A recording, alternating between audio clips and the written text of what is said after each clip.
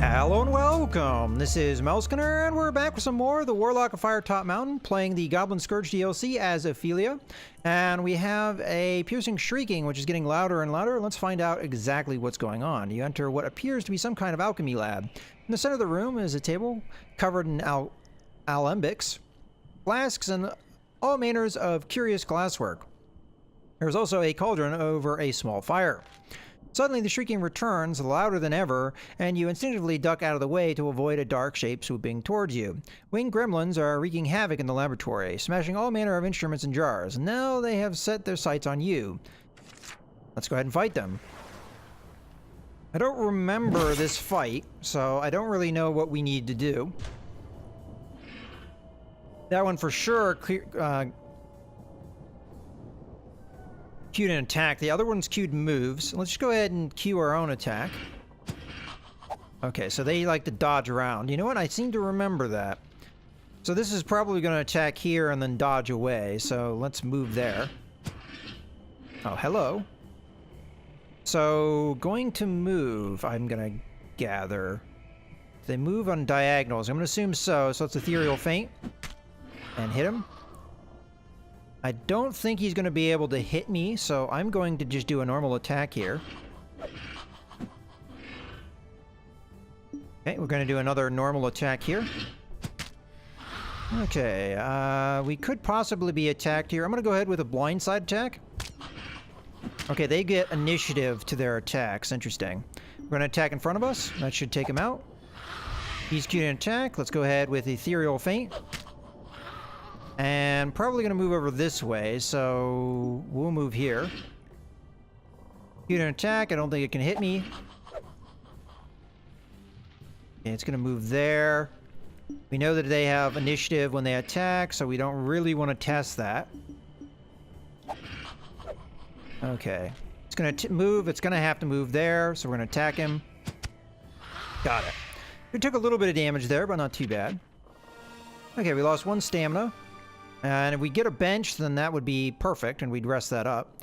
Okay, 9 souls. You have defeated the winged gremlins. With the winged gremlins disposed of, you now have an opportunity to inspect the workbench more closely. It is indeed an alchemy lab. There is a recipe book on a stand. Thanks to your education, it is rather simple to read. Each recipe will yield a different potion for you, provided you have the necessary ingredients. What will you make? Well, we won't make anything, I guess. As we are missing some ingredients somehow. All right, well, I guess that's it. I think with the air one is what we needed, and I seem to remember that, so I don't think I've ever actually managed to pull this off. Sad, because we got every other ingredient. We got fire, we got earth, we got water, but without air, apparently we cannot make anything, so that's unfortunate. We're just gonna have to leave. I think this is going to be the only run I do where I don't have an invisibility potion when I'm fighting Zagor. Every other time I've fought Zagor, I've had an invisibility potion, which we have been able to use to our advantage. Continue north. Continue north until you reach a junction. We can enter the door to the north or follow the steps leading northwest. I actually don't know which is the right course here. Let's enter the door to the north. You enter a circular chamber with rich tapestries hanging from the walls. It has a bright, festive feel compared to the serious tone you have felt throughout the earlier corridors. Sitting cross-legged in the middle of the chamber is a miserable-looking fool. Behind the fool is a simple-looking door with leather skirting at the bottom. There is nothing but silence from the other side. Thanks for visiting the sorcery school. I am but a simple fool. You ask the fool what they are doing here. Pathos is my name. Pleased to meet you. To learn more from me, I'll need gold ×2. Well, we can afford to give him more gold. So we'll give him 20 gold pieces. I've got 43. I feel like we can pay that. Give Pathos 20 gold pieces. And their dour expression instantly changes as they smile at you. Your kindness shows a good heart, and I shall repay my kind in part. Pathos asks if there's any way they can help, and you decide to ask about the Warlock's dungeon. All I know about is the room I sit in, Pathos replies. ceasing the rhyming. I don't get to leave much. I have to entertain the elemental masters, and believe me, they're a tough audience. Pausing as if to remember something, Pathos continues. Although the room ahead is mysterious, it's booby-trapped, but sometimes there's a key in there, and sometimes there isn't. I don't know what it's for either. Taking an object out of their pocket, they hand it to you. Here, friend, take this potion of fire protection. I have a feeling that you'll need it before your adventure reaches its climax. Okay, so there's a booby trap in this room. That much we know. Sometimes it has a key, sometimes it doesn't. The key is where our reward lies. And we are missing out on a lot of opportunities to get keys, actually, because of the path that we took. Alright, we'll enter the door on the north. Nothing ventured, nothing gained. We enter a small room with bare rocky walls. On the far wall, there is a hook, but nothing hanging from it. There appears to be no way through the room. Even return to the hallway. Okay, well, there was a chance that there would be something there. Alright, you leave the chamber and return to the junction. Your only option now is the passageway to the northwest. Let's go ahead and go up the steps. So there's a possibility there would have been a key on that hook, and then we would have had to pull the hook to get the key, and then maybe the booby trap would have happened. You can suddenly hear the rushing of water in the distance. You have a feeling that you are moving into a new section of the mountain. Let's keep climbing. After a long climb, you reach the top of the stony steps. The air feels damp, and you have to be careful not to lose your footing on the wet stone. A sandy path lies before you. Let's follow the sandy path. Alright, at this point, we could go over this way. I don't think that's a good idea, but alright, let's go ahead and read the description. The path opens into a chamber, also covered in sand. It appears like a little more than a junction in the tunnels.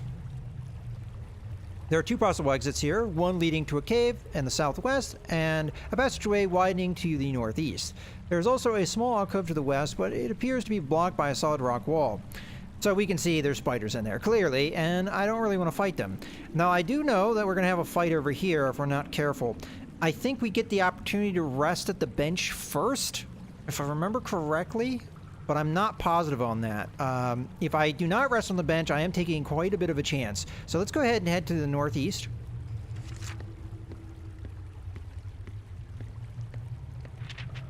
Passageway runs northwards, and ahead, you can hear the splashing of an underground river.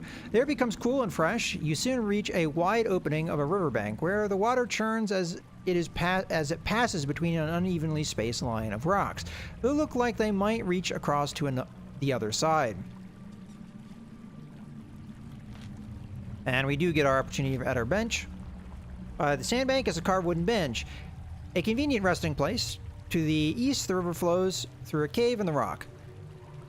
We're going to, of course, rest at the bench. Taking advantage of the peaceful river, you decide to stop and rest. Sit on the bench and rest. So we're just going to do a normal rest here, as we only need the 5 stamina. You sit down on the bench and so on and so forth. 5 stamina. Leave the sandbank. As you get ready to leave, you notice a movement in the sand a couple of meters to your left. The movement becomes quite turbulent, and you spring to your feet, weapon at the ready. Suddenly, a large tubular head breaks through the surface, twists around in the air, and picks up your scent. The smooth, segmented body of a giant sandworm rears up and sways over in your direction. This is an extremely tough fight, I will point out. It's very good that we have the bench, because if we die, we'll resurrect right now. But we will have to fight this again. So, I have had runs end right here. This is a very tough part of the game, I have to reiterate. So, hopefully we can do okay in this fight. As it does so, a large orifice with short spiky teeth opens and what must be its head. Again, there is a rumbling underfoot and 2 more sandworms emerge from the ground. You must do battle with these creatures. Let's fight the giant sandworms. Alright, so there's going to be 2 little guys and 1 big guy. The thing that makes this so tough is A, how many of them there are, and B, that this guy is huge. So, one of your big problems is just moving in a way that you're not going to take damage. And it's really difficult to do that. So, what I'm going to do right now is I'm going to go for an attack here, because this guy has queued an attack. The worm's going to move, we're going to move, so we don't get hit by an attack. Okay, we're going to go ahead and attack him. We're gonna have a clash. I do have the edge here. We lost, though. We're gonna attack again. I might actually take damage if I'm not careful, though, so let's just move. Okay, let's assume that there's gonna be a worm there. Okay. It's actually not what we wanted to have happen. What we're gonna have to do... Wow, we're pretty much screwed right now. We're taking damage regardless of what I do. Now, this is exactly what I'm talking about when I say how tough this fight is. If we had landed on this one, we might have killed it. But I'm just going to have to attack the big worm. Get our clash. We better win this one. Because we're going to take damage. We're going to get another clash here. We're going to attack again. Okay, now we have a little bit better chance of surviving, now that the big guy's done.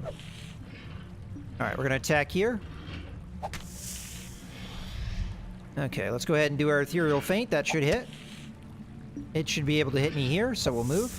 It will move there. We'll go ahead and attack. And done. So really the challenge is this, again, how many of them there are, and the fact that you're kind of hemmed in with that big worm is why this is so dangerous. So we took 8 stamina. That's a lot.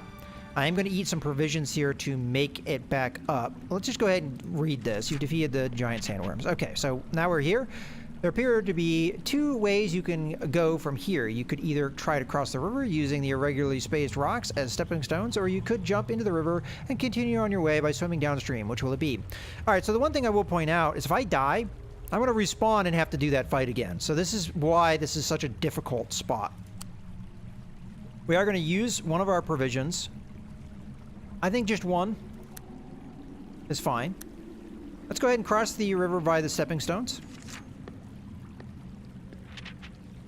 The stones are slippery and uneven and barely break the surface of the river. You carefully step onto them. Let's test our skill. We have a pretty good skill, so we should pass this. Come on. Okay, we passed. We'd have to roll 12 to fail, so make it safely to the other side of the river. Give a sigh of relief as you set foot on the opposite bank, but you are not the first to set foot here. You can make out several sets of footprints on the sandy shore heading towards a wide tunnel opening on the rock wall in front of you.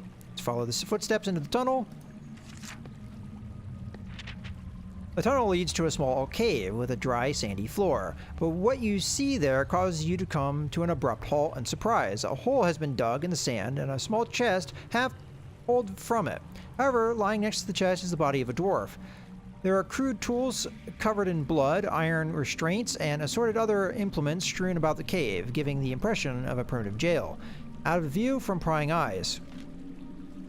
Judging by the blood soaking the sand and the obvious wounds the dwarf has suffered, you assume that he is dead. But who killed him? Alright, let's investigate the scene. What do we want to do first? We can open the chest. We can see what else might be hidden in the hole, or we can search the dwarf's body. Let's search the dwarf's body. Dwarf is definitely dead, and his body already looted. What do you want to do? Let's see what else might be hidden in the hole.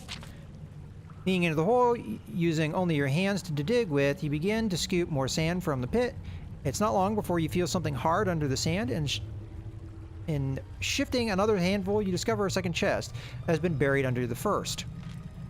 Prizing the chest open, you are delighted to find a purse brimming with gold pieces and a potion of strength. We have yet another potion of strength, so we've got 20 gold pieces. Not going to do better than a bag of gold and a magic potion. Okay, we get +1 luck. We didn't need it. You decide to leave the cave. Oh, okay, we don't even get to look at the other chest. Alright, fine. Halfway along the tunnel, you are surprised to see 2 scrawny creatures walking toward you from the other end. One of them appears to be the leader, with similar torturous implements on its belt. It is not quite clear what has happened. It is now quite clear what has happened to the dwarf. The leader points at you, shouting at the other goblin, "Thief! Kill! Kill!" They immediately draw their short swords and prepare to fight. Yeah, there's just 2 goblins. Now, these goblins are probably going to work the same way that normal goblins work. Not like the DLC ones did. Alright, so I'm just going to stay where I am at this point. Back there. See, they move diagonally as opposed to I didn't see a cute attack. I could be wrong. Moving here might be foolhardy. Let's do a blindside attack. That way we kind of cover our bases. Let's attack into this. We'll clash. I should be able to win this clash easily. Okay, cute attack. Let's just move here. Do our ethereal feint. And we got him. Alright. You have defeated the goblins. You suspect the goblins were responsible for the death of the dwarf. Your suspicions are heightened when you find a full purse in their possession. You get another 7 gold pieces. You can't help wondering who the dwarf was and what he was doing in that cave. With nowhere else to go, you take a deep breath against the cold and jump into the fast-flowing stream. Okay, let's go downstream. Current is strong and takes you swiftly downstream. This is cold. I am instantly regretting my decision. You're washed along through a narrow opening and out into a large cavern with banks on both sides. Alright, let's climb out onto the south bank. Find yourself on the south bank of the underground river. It looks like you need to get to the north bank, and there appears to be 4 ways of crossing. To your left, a rusted bell bears the sign, Ferry Service, 2 gold pieces, please ring. There's a small raft in front of you on the bank with a long stick resting beside it. You could point across the river. A rickety old bridge crosses on the right. If you don't trust any of these, you may swim. Really don't want to get wet, but I must press on. Which will you choose? We're going to go to the bridge.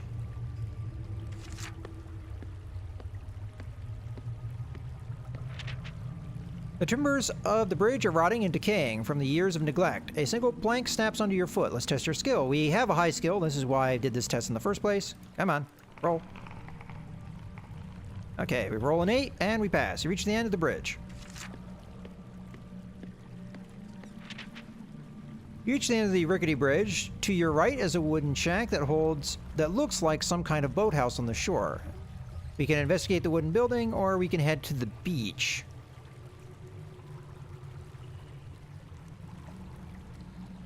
Let's head to the beach, because I don't think I can get into the wooden building at this point.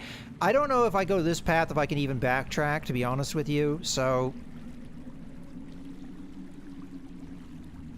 let's just head to the beach.